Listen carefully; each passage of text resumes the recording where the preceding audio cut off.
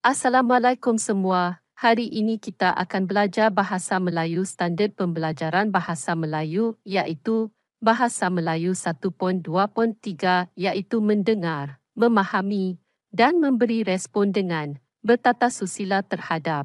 Pertama, ucap selamat. Kedua, arahan yang mudah. Ucapan selamat. Assalamualaikum dan selamat sejahtera. Selamat pagi. Selamat tengah hari. Selamat petang. Selamat malam. Arahan yang mudah.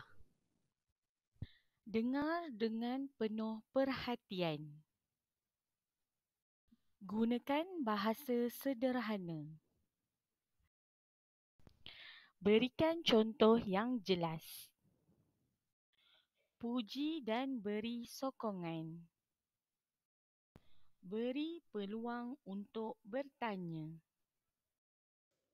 Tamat sudah sesi pembelajaran kita pada hari ini. Terima kasih semua. Sehingga berjumpa lagi. Bye.